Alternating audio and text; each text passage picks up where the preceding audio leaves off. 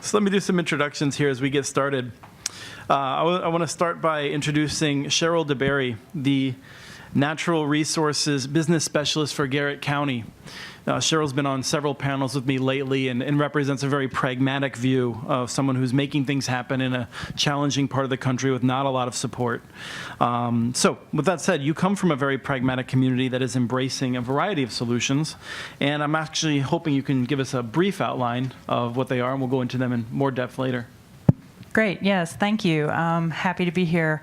I'm in the far westernmost part of Maryland. We're actually about 2 hours south of here, and we're in the Appalachian Mountains of Maryland, which seems like a weird thing to say, but yeah, there are no crabs in Garrett County.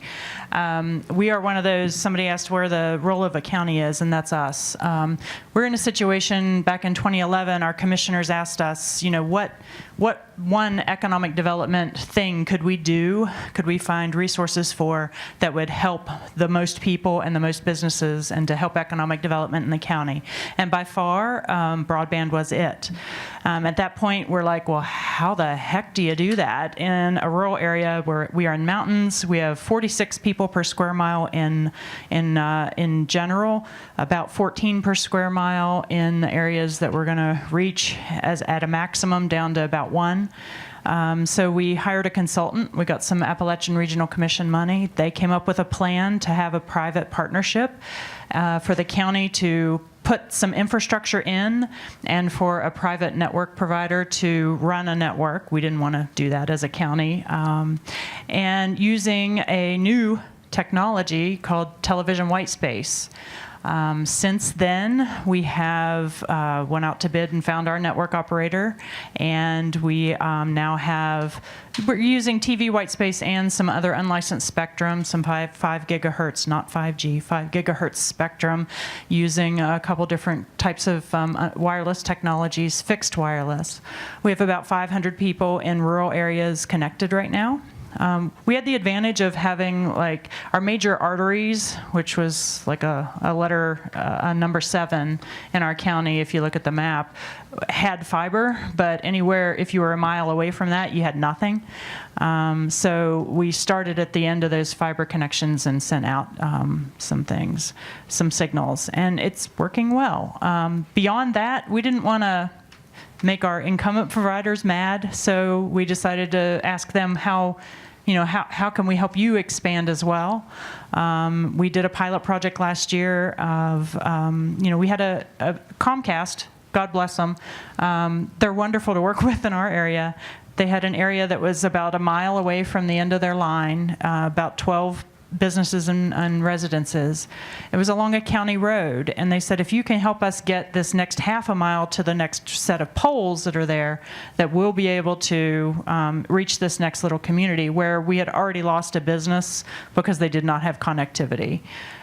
So we used county roads crews for a couple days. They had the trenching equipment. Comcast provided some conduit, and we laid conduit for them for a half a mile down to the next spot. And because of that little 2 days worth of help, they were able to reach that community and go on past that on the poles to reach about 45 passings. So we're just trying to do anything and everything to get things done because nobody else was doing it for us. Thank you. One of the lessons that we'll discuss is, I think that your local representatives of large companies might not reflect the same experiences that other communities have found with their local representatives of large companies. But I want to move on to Melanie McCoy, Superintendent of the, now you're going to correct me because no matter what I say, I'm going to say it wrong, Sebewaing Light and Water in Michigan, which is a small community, and you're one of the smallest cities in the entire country to have built your own citywide, townwide fiber network. So first of all, tell me how to pronounce it correctly. It's pronounced Sebewaing. You came very close. Very close, okay. You did very good. You can usually say it if you don't look at it, if you don't read it. Okay. So again, we are a small community. We're in the thumb of Michigan. Our county is 36,000 people in our county, and our town is 1,500 people. We have 900 homes and 100 businesses. So we're about 1.5 miles square. So when we put our fiber network in, We had no pushback from the incumbents because they said we were too small. They didn't really care about us. So we were able, we are electric municipal, so we have our own electric and water, and we had a wireless system that was limping at the time. So we had, through the years, tried to take care of it ourselves because we didn't have the incumbents that would come. We had dial-up, basically. It was one of the best projects I've ever worked on. I've been in the power industry for almost 40 years, and this was fantastic. People wanted it. The biggest challenge we had was, so this is 4 years ago we started. We became the first gigabit community in Michigan. We have fiber to everyone, and our goal was to have 500 people, so 50% penetration within 3 to 4 years. We hit that at year 2.5, and we're almost to 600 now. It's interesting because we're still getting about 5 people a month that keep coming on. As people change, move in and out of the homes, somebody will get connected, or we have almost all of our businesses, so it's going great. There's been very little churn. I think we've had, I could probably count on my one hand how many people have left our system. So it's been fantastic, and the biggest challenge we have is some customer education. So it's also little things that the seniors that came to our counter, again, we're electric, so it was we see everyone. They come in and pay their bills, and the seniors sometimes would say, "Oh, what is this fiber? We don't need it." And then Christmas comes along, they get an iPad from their kids, or their grandkids are coming to visit, and they want the internet, and the kids are loving to visit grandma and grandpa now. And the people that are able to commute, because we're rural, so they can work from home, they can do school from home. Some people that are hooked up to us said we save over $100 a month in data because we were able to hook up to the system, and now our kids' phones aren't using the data all the time. So it's been great little stories. Great, thank you. David Corrado, I have to say that of everyone on the panel, I'm so excited to have you up here as CEO of Medina County Fiber Network in Ohio, because you and I have had these conversations over many years now in which you had this wonderful asset that you'd built, and we're trying to figure out how to make the most use of it. And it feels like you're nailing that now. So why don't you tell us a little bit about what you're doing, as the others have focused on the residential access. You came about it from a different point of view. Well, thank you. Am I on here? If you push it up. Great. We good now? Yes. There we go. Thank goodness I have engineers that work for me. First, I want to thank the people of Pittsburgh, being a Cleveland Browns fan. I didn't know what to expect in my trip here from Cleveland, other than having my passport checked at the Ohio-Pennsylvania border. It was a very nice trip, so thank you very much. Christopher, what you're talking about, yes. So Medina County, we go back, we're about 30 miles south of Cleveland. And about 10 years ago, the county found itself with very little economic development, companies leaving the county. Yet Medina County is the fastest growing county in the state of Ohio by number of residents flocking to the area. The one bad statistic is that 70% of those people leave the county to work elsewhere. So that's quite a bit of tax revenue, which is leaving the county. So 6 years ago, the network went live, and it is an open fiber network focused on commercial. By open, I mean that think of one big railroad track, which is what we are, 150 miles going through the 5 largest cities and some I call it quasi-rural areas. We have 14 carriers on the network, and we are basically selling their products. They bring their trains onto our railroad track, and think of each one of those cars as bringing internet, voice, data center services, et cetera. And we have been able to attract AT&T, CenturyLink, Crown Castle. We have the local carriers such as Bresco Broadband, Lightspeed Hosting, and we have regional carriers like First Communications, Ornet, which is the backbone of the state of Ohio.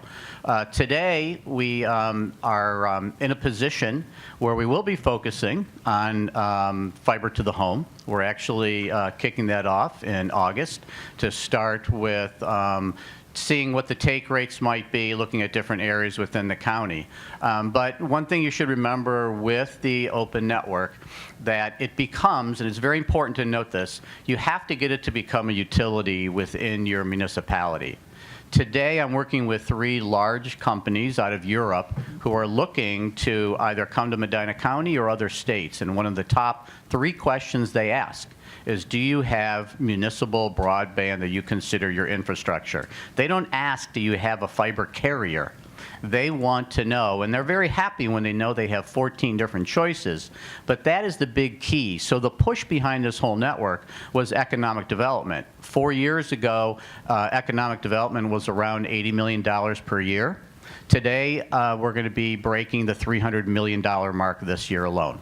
$220 million last year, and it'll go over $300 million. And that is the key, that you have to have that fiber as a utility in your municipality. And the other piece, I believe, is make sure that you open it up. You don't have to fight with the incumbents. You can be, if you will, a product to enhance their current services today. Thank you. I think I'm going to try and slide this back briefly just to make sure Ernie is not hidden from half the room. Ernie is the Deputy Director of the Public Service Department in Fairlawn, which is located east of Medina, near Akron. And Ernie, you know, I think your project is fascinating because you're doing citywide fiber optics, but in a way using a financial model that most others have not, and one that I think we're going to see a lot more of in the future. So most of the citywide municipal networks have used revenue bonds, in which the idea is no taxpayer dollars are used. It's an important part of the process is to assure people that no taxpayer dollars are used, that the network will be paid for solely by the revenues of the network. And Ernie, you've had a more future-looking point of view, I think. Can you describe that? Yeah, thanks, Chris. The city of Fairlawn, residentially, we're around 7,500 residents. 30 to 40,000 people come into our city to work every day. So we needed to come up with what we thought was a better plan to just bring internet into the city. We're now doing fiber to the home for the entire city. We pass by every home, every business, and we have a wireless overlay that we're working on for our main corridors, and hopefully at some point we'll be able to do that overlay for the entire city. The financial piece to our network, we looked at this as exclusively an essential utility. So we built it and had our mindset in the same way that you would a road, a sewer line, a water line. We thought that that money should come from general fund. So we went out, we financed the money, and we pay for it out of general fund. The services that we do on top of that then pay for the operation and maintenance of the network. So currently, I can tell you where we're at currently. At the moment, with upstream consultants and maintenance of the network, we're roughly at 115,000. We're now bringing in around 135,000 after 14 months of operation. We're at 47% of the homes and businesses are on our network. But the infrastructure and the construction did not cost anyone any more money than it would have out of our general fund on a regular basis. So I'm in control of the engineering and construction for the entire city. We generally would spend somewhere around $3 million on road infrastructure throughout the year. What we decided to do is we decided to lower the road infrastructure. We amped up our road department to take care of maintenance. We took $500,000 away from that road construction budget, and we put that towards the payment of the bonding that we went out and built the network. The network cost us $10 million to initially put in, and I would say it's a success from the financial situation, and a success that we have 3 major incumbents in town currently, and we're still able to pick up 47%. And I think I heard earlier 5 to 10 people a month coming on. We have roughly 5 to 10 people every month coming on still after our initial big burst. We tried to install roughly 75 customers a week when we initially put it in the ground. We did it by 12 different districts, and out of those districts we would light one up and then immediately try to give service as quickly as we possibly could. And now we've hit that peak where we covered the initial signups, and now this is just a monthly sign up. I would like to add one thing on to that I heard earlier. We haven't lost a customer yet.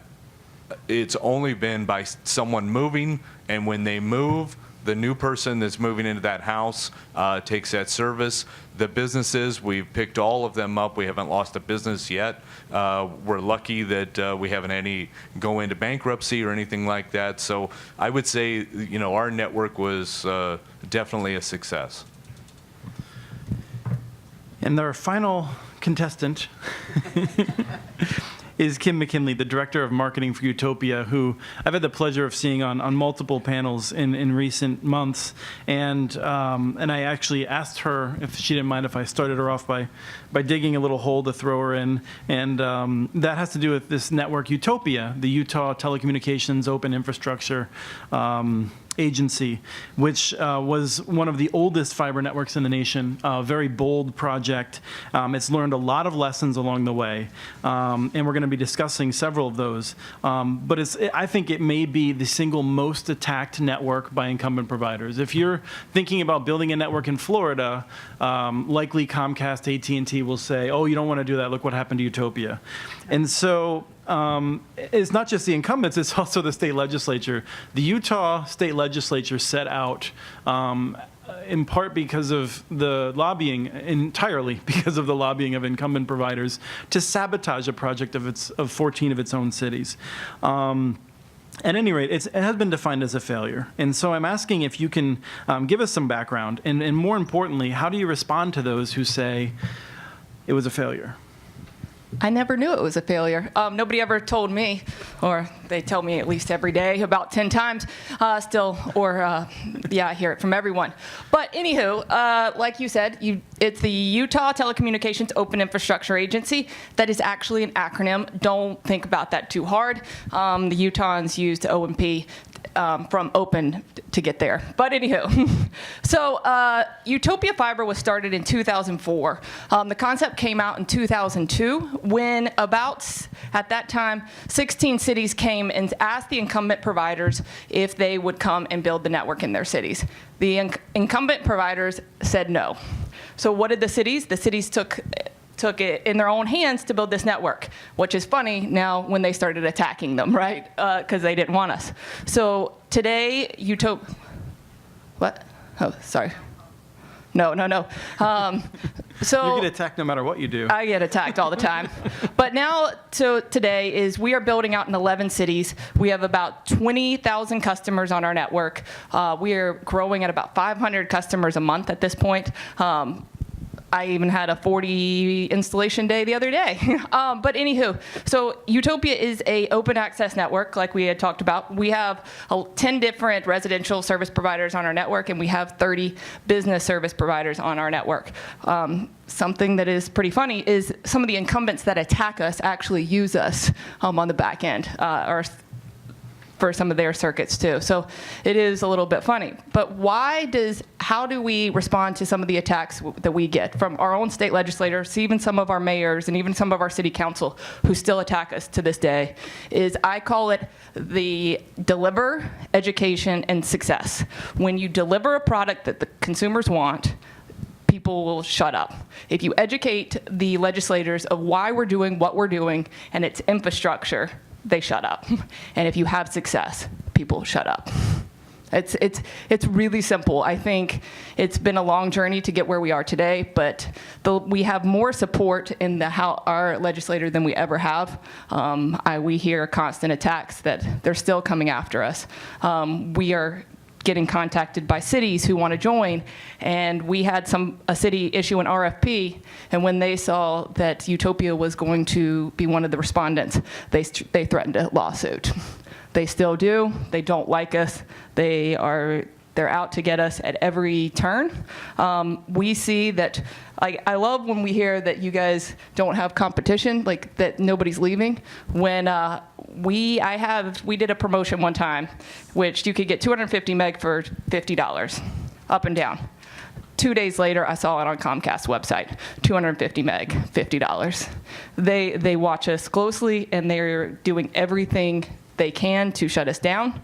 But we're kind of little scrappy ones in Utah, so even as much as they try, they haven't killed us, and I don't think they will. What do your customers think of you? We are the highest rated provider in the state of Utah with a Google rating score of 4.3. In the telecommunications industry, that's unheard of. So our customers absolutely love us, and I think that's why we're seeing the growth we do. And I just want to throw in one additional thing, which is that Utopia is undoubtedly doing much better now. There was a period where I was not able to cover its debt or operating costs. During that period, there was a series of hearings where the state was kind of closing in, and I paid close attention to them, in part because you saw local businesses stepping up and saying, you know, my business, we need to find a bigger location, and we realized we could not move outside of the Utopia footprint because we could not get the services we needed elsewhere. So even in the worst days before we knew that Utopia would recover, there was still a lot of love and a lot of benefits that were coming from it. No, and I think that is one of the benefits that a lot of people, when we had some of our dark days, stood up, and I think the residents and the businesses stood up. One of the things that we are in 11 cities. We're owned by 11 cities, but we have a network that goes throughout about 30 cities throughout Utah, because businesses will contact us and they will pay for the build for us to build to them still. So that leads into the first question. This is going to be very discussion-oriented, and we're going to get to questions in a little bit from the audience. But I wanted to start off by pushing in a little bit more about this discussion of the incumbents, because on our planning call, I did feel like Kim's blood pressure went up as some of the other people were talking about how easy it was to work with the incumbents. So I'd like each person to talk a little bit about their experience of working with incumbent providers and advice for others who are trying to figure out what their options are. Does anyone want to jump in? All right. And I believe you can all keep your mics on. They'll manage the levels from the back. I think we're good. So we actually have two groups of incumbents. One group, which is basically those companies that wanted to move from using a copper-based infrastructure or last mile to a fiber-based. Those are part of the 14 carriers that are on the network. We then have the cable providers and the ILECs that put a lot of money into copper. Sorry, I'm just going to jump in for ILEC. ILEC. The incumbent telephone company. Yes, incumbent telephone company. Thank you. They are the ones that prefer not to join the fiber network. As you know, the cable providers have geographies carved out. They have these handshakes over beers that basically we won't come into your area, you won't come in our area. We'll keep the prices higher that way. Those type of things. And then we do have a couple carriers who we call are the competitive incumbents. They do have both fiber and copper. They do not believe in municipal networks. Talking about Comcast with the pricing, we've seen Spectrum, when Charter bought Time Warner, basically drop prices by 40%. So we had to create a Spectrum Buster product with a couple of our carriers where we can beat them, but it cost us about 40% of our gross profit. So we run into those cases, and those larger incumbents that do not want to enhance their products through fiber have very large marketing, and we also find that they will build out at a loss. Spectrum in our area will build a $15,000 lateral for no charge just to make $400 a month. So for those of you in telecom, your payback is normally around 24 months. You're looking at 5 to 6 years on this. So it's those companies, especially the ones that are on the block to be sold, where Spectrum has already had a couple offers. They're trying to get their stock price up, and that makes it difficult. So those are the areas where we're fighting against that pricing. So I could just touch on our two incumbents we have Comcast and AT&T in our area, and it was interesting, even as small as we are, as soon as we started our system up and going, they started bringing fiber into the area. So they are trying to compete with us. We've lost one customer to Comcast that we are aware of. That's one of the ones that we can count. Some of our financial institutions in town need to have two connections, so we are one, and then they go with, if they are part of a system, they go with one of the other incumbents. So I see they're necessary, I guess, for some of our customers. It's interesting, our residents are the ones that benefit, because even if somebody does go to them, they're gonna be competitive. I mean, they lower their rates in our community because we're there to be competition. So that's our experience with it. I guess we tried to be very thoughtful and not overtly competing with the private sector with our public funding portion of our project. So our fixed wireless project, we had, and especially for our funding source with the Appalachian Regional Commission, it's a federal funding source.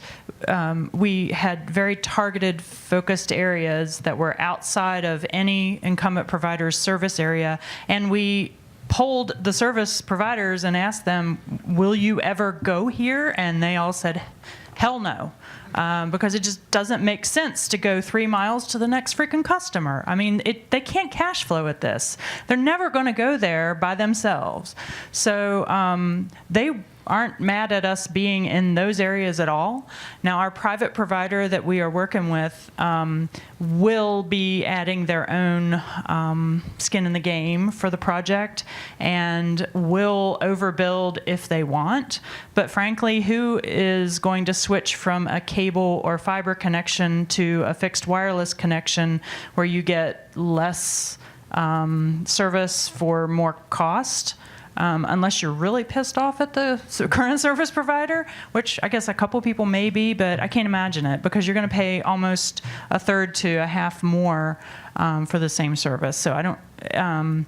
So far, that hasn't been terrible. Now we do have, finally, Comcast. I mean, our local Comcast guys are wonderful. They have 6 areas. You know, I said we did that pilot last year where we trenched for them. They have 6 areas now that they're proposing, and we're doing some right-of-way checks and everything to make sure that the county has that capability to go to those areas. So they are expanding with our help in some areas. So the other providers have all said, yeah, no, thanks. One other provider has applied for a Community Connect grant through USDA that we worked with them to help find them a community facility. We're going to make them a community facility because, frankly, the Community Connect money is awful in the fact that you have to have a public facility to use for people to go and use a computer and get on the internet. And we're talking about areas that have none. So we're going to make a little like phone booth thing for them to use. Can I, you guys, can we get your Comcast people and get them hired in Utah? Because they seem a lot more friendly. It's mine. No. I'm just saying.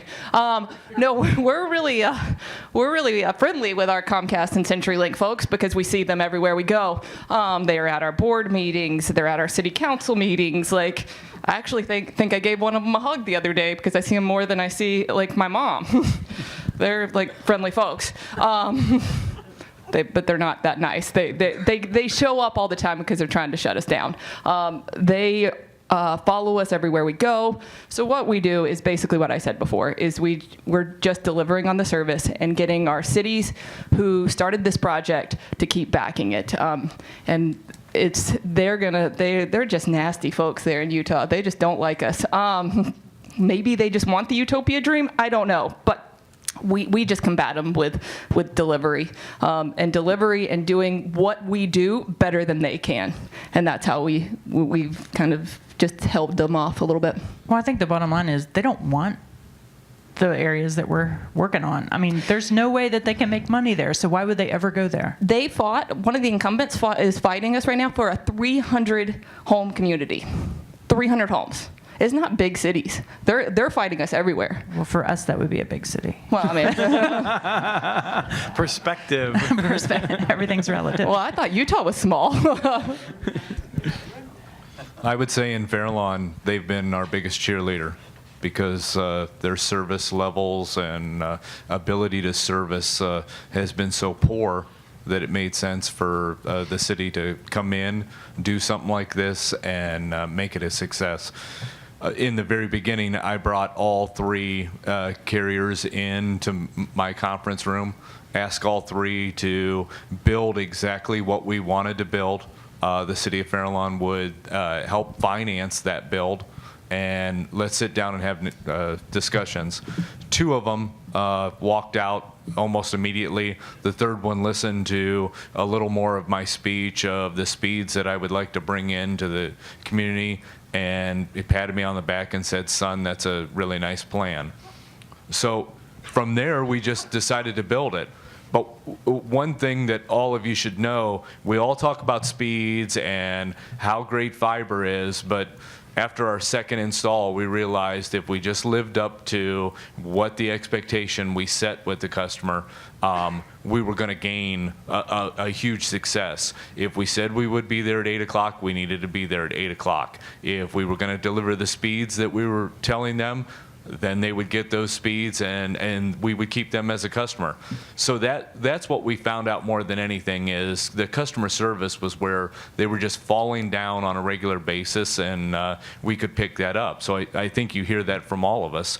Customer service is really what everyone's after, just living up to what you've told them you're gonna give them. So I want to jump into following up on something that David actually brought up, which has to do with thinking of this as utility. And I'm curious, this is an easy one for Melanie, but I'd like to start with Cheryl, because I have a sense of, in a small area, I mean, your title is the Natural Resources Business Specialist. Electrons are natural, right? I guess. Yeah, they've been with us for a long time. And, how do you manage this? And I'd like to get a sense from, in particular, Ernie and David, a little bit about how to manage it. And we're going to transition from that into marketing more and how that fits with a utility type mindset. So, Cheryl, So I guess. So with our fixed wireless project, as I said, the county government was not of the mind of wanting to be a utility and wanting to provide service where they were competing with the private sector. So we went out to bid. It was a competitive bid. Anybody could have bid on the project. We found a private partner that was doing a fixed wireless project using TV white space on the eastern shore of Virginia, and they are our network operator. So we own the infrastructure that we purchased through the grant money, matched by county money. And so if this network operator goes under, or God forbid, leaves, we still own enough of the backbone and enough of the, the equipment, the antennas and everything, so that we could go out to bid and find another network operator to do this for us. There have been instances where we've had businesses in the county that can't get service through the private sector yet. And it may be, 2 or 3 years from now, we think we might be there kind of situation where they want service today. So we, the county, have jumped in, and with the understanding that we are not going to keep providing this service if there's a viable, affordable private alternative for you eventually. So we have put up antennas at public buildings and shot a signal over to a private business using our, we the county provide service to the school systems through our network, through our public network, and the hospital and libraries. And so once in a while, we're providing it to a private business just to get them over the hurdle until they can get a private provider to do it. So we're trying not to do it, but we will do it as a last resort. Melanie, I'd like to sort of softly redirect that question just a little bit for you because, again, you're such a small utility. When Chattanooga built their network, they had hundreds of FTEs and they had people they could dedicate to studying it, becoming experts in it. How did you go about knowing that you could do it, like researching it and figuring it out, given that I'm guessing you don't have a lot of spare FTEs, full-time employees to do that sort of thing?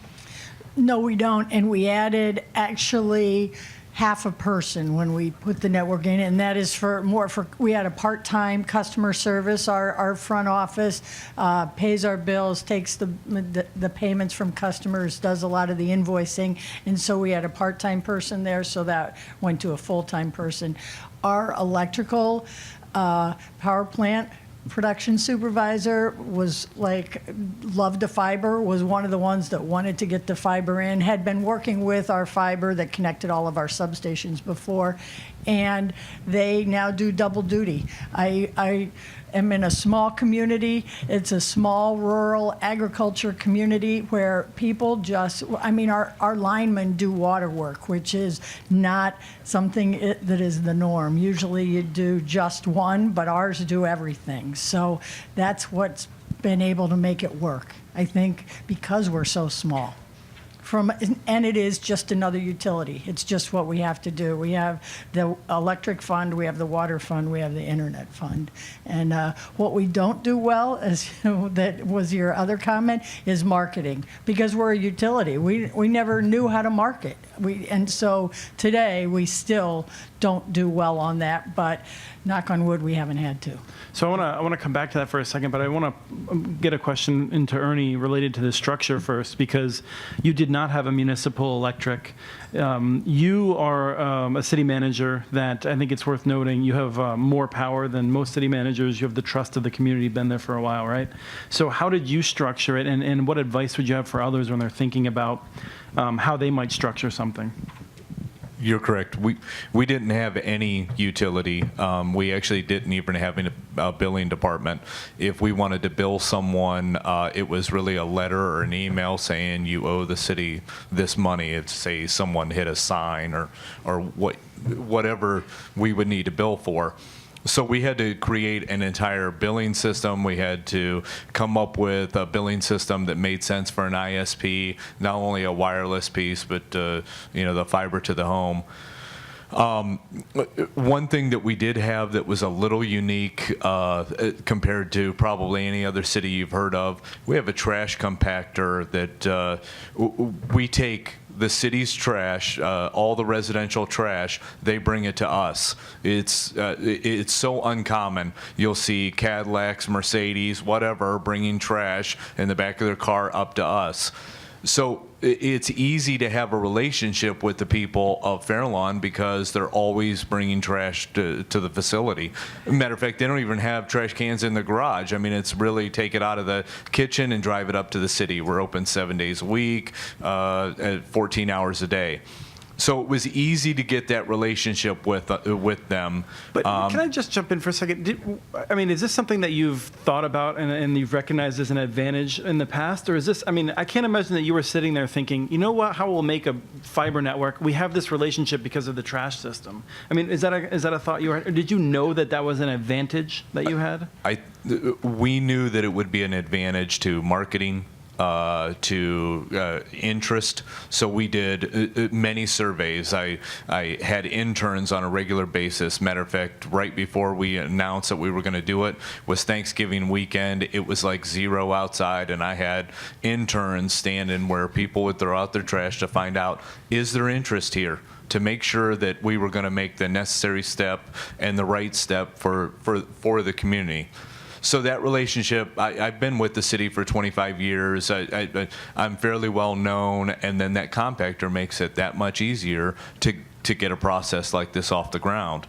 No, what we didn't have billing. We didn't have a true marketing. The closest that we had to marketing was the Parks Department marketing. Certain programs throughout the year.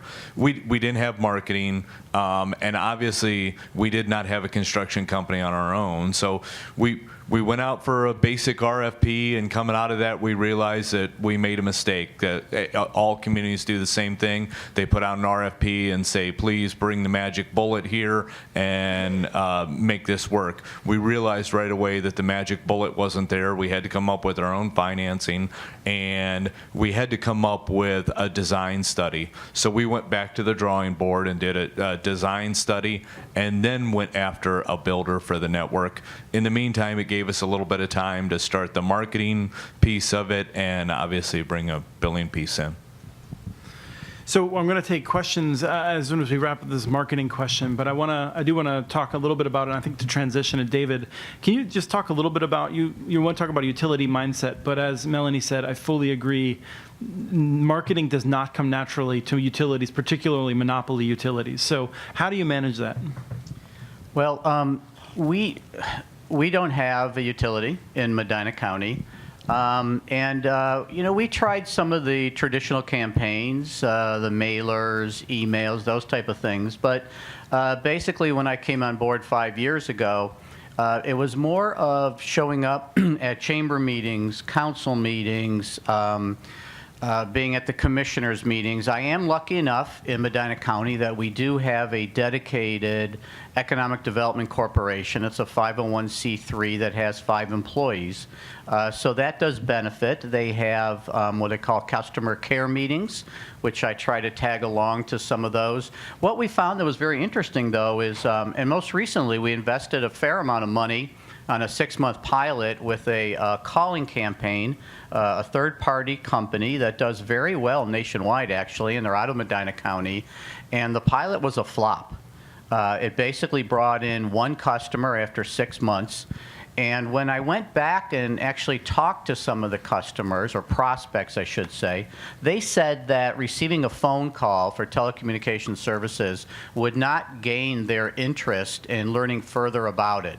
But if I were to call in and say, I'm from Medina County, I'm Dave Corrado, and wanted to learn more about your business and how we can help you in Medina County, and oh, by the way, we have this network you might want to look at, they would be more astute and interested in talking about that. So it definitely is the individual, especially if you're in a very patriarchal society like Medina County, very conservative, 2.5 Republicans for every Democrat, still big agricultural community, lots of old manufacturing. You have to show up. You have to be there in front of them. And that's the way that we do our marketing today even. It's not through the traditional campaigns and things you would see from regular commercial carriers. One of the biggest lessons I think I take away from Utopia is one of the open access model in which you have one network as Utopia does and many providers. What do you have, 14? How many do you have now? 10 residential, or 11 cities, and 10 residential providers, and over 30 business. So a lot of providers. But one of the early lessons was that they don't necessarily do their own marketing. So what do you do in this situation where you have a shared network, you own it, your success lies in it having a lot of customers, but your partners and providers aren't marketing? You do it yourself. One of the issues that Utopia had when it started is it's owned by 11 cities. But there was a settlement at the beginning of the project in which the settlement from one of the incumbents said that the cities are not allowed to market this network, which, wow, they own it. They're financially responsible for it, but they can't market it. So as Utopia Fiber, that's what we do. We go out and market. I mean, if you can get Utopia Fiber in Utah, you will see us. One of the lessons learned is when we started, they did it I call it the Field of Dreams model. If you build it, they will come. That did not happen. And so we started going out and saying, well, we need to market because for good or bad, people know the Utopia Fiber name. they don't know necessarily some of our local providers. So today, I mean, you will see Utopia Fiber. I like to, I mean, since I'm in marketing, I like kind of jokey ads. You'll see us on YouTube. You'll see us on Pandora. You'll see us on Facebook. You'll see us everywhere you turn on the internet. As somebody wrote in the other day on our website and said, "How did you hear about Utopia?" And my boss thought it was hilarious because they would go like, "The incessant Facebook ads." I was like, "Well, it worked. You wrote in." So Prepare for more. yeah, come on. Or I had somebody write in the other day, "Stop giving me ads until you can deliver to my house." So we have to be out there. One of our biggest keys that we do is when we go to somebody's house at the install, when we finish installing, it's not an easy install to install fiber, as everybody knows. We give them a welcome packet. What that welcome packet has is a blanket. It has red vines. It has popcorn. And it says, "Welcome to Utopia Network." On top of that, it has a referral card. And it says, if you refer, then you will get a $25 gift card too. Both of you will get a $25 Amex gift card. We've taken all the tactics and saying, yeah, it's a city. The cities don't know how to market, but we're going to do this, and we're going to go out there because it's more important that the success happens, because if we don't have success, the cities are financially liable. So we're just out there just marketing it away. So if you're ever in Utah, you'll probably see us on Facebook or anywhere you go. So quick marketing comments. Cheryl, you want to jump in? We kind of went backwards toward that because we had so many people in our county that were desperate for service that the day that we opened up the portal for people to sign up as interested in service, within a couple months we had 200 people signed up as interested before we had an antenna on anywhere in the county. And so we had to manage expectations tremendously and not market and not say anything about we're providing service, because so many people were like, well, you're providing it, why isn't it here now? And so it took us probably a year before we actually started doing much marketing, and then very targeted to those areas, things on door handles and direct mailings. And I agree. We used to take that approach when we first launched of, we don't want to upset the people who can't get it, right? That was one of the issues we always had. I don't care anymore. Yeah, I want to drive demand. Right. I want people to be upset. I want them talking to their city council. Yeah. I want them out there, because if they do, that drives people to want the cities to make action and make action happen faster. Yeah. So I want to see if there's any questions. We have a brief period of time. Oh, I thought she was going to kick him off the stage. We can give you 15 minutes for questions. Looks like Fletcher gets the first one. I'll do your intro for you. Fletcher Kittredge, GWI, small ISP in Maine. It sounds, reading between the lines, that Medina has an open access dark fiber model. No, it is dark and lit. Okay. And is that true of Utopia too? It is a fully lit network. So you don't do dark?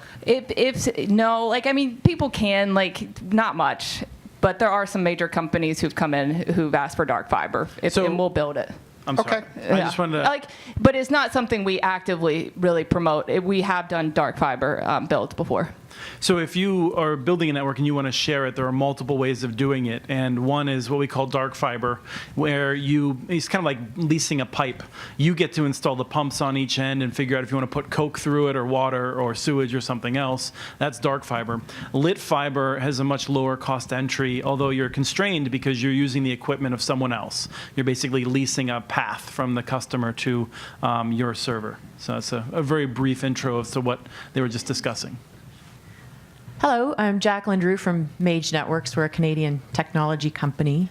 We've got a new technology that allows last mile hopping of signals out to rural areas. But I just wanted to ask you, in Canada, we've actually had some difficulties selling to ISPs because they see it as, we've already got the cookie. Why would we need the crumbs? Those little areas way out on the fringes. So some communities in Canada are looking at trying to start and operate their own ISPs like you've done.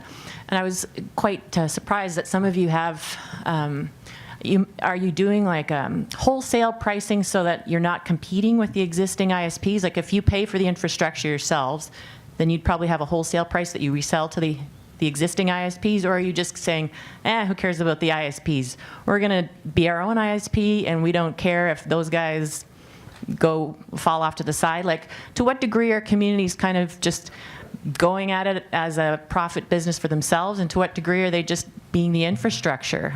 Just, do you guys have any insight on that? I mean, I can answer that question.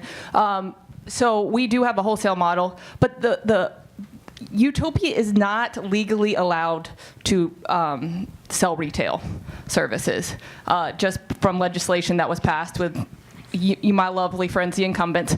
But we do have a wholesale model to the ISP. So like, just to break it down, for a residential customer, there's two bills from Utopia. You get a $30 lease bill, which we call to lease the network for the infrastructure, and then there is your ISP bill, which is is on average about $35. And so your $65 is our low-end price for 250 meg up and down. But there is some cost. So there's the operational cost. We get a portion of that $35 for operational, and the $30 just covers the build from the Utopia side. Kim, could you? So does the ISP bill that directly? The ISP, the customer gets two bills. Yeah, the ISP bills that directly. We have an open network. We haven't been taken up on the open part of the network.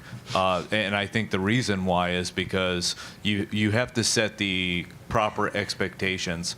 If the taxpayers are paying for this network, even if you're not assessing or billing them separately for it, how do you control the expectations that brought this about?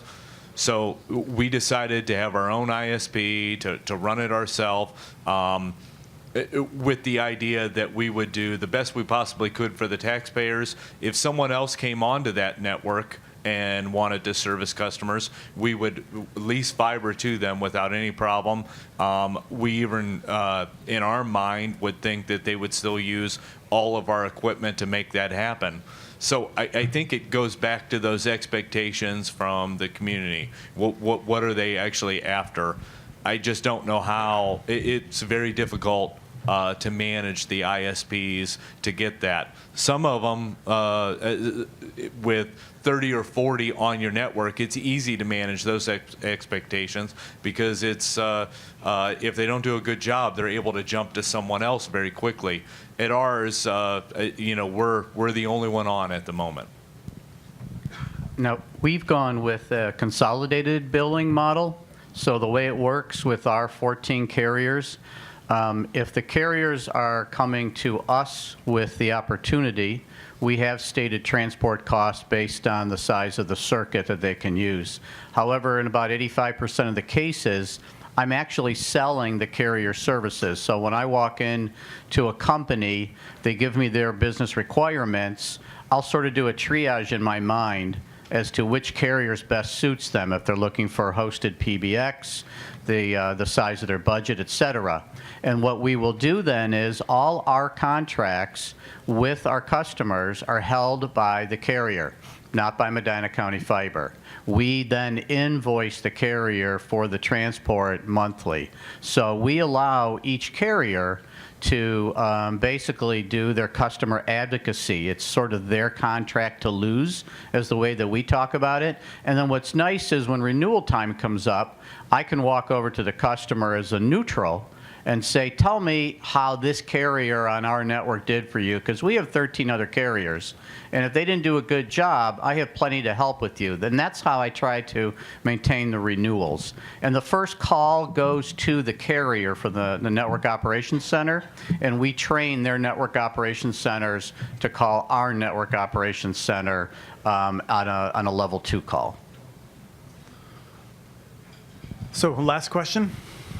Hi, yes. My name is Kevin Easterling. I'm from Allentown, Pennsylvania. Yay, born in Allentown General. Oh, okay. Well, we have the great distinction of being known as the third least connected city in the nation for a city of its size.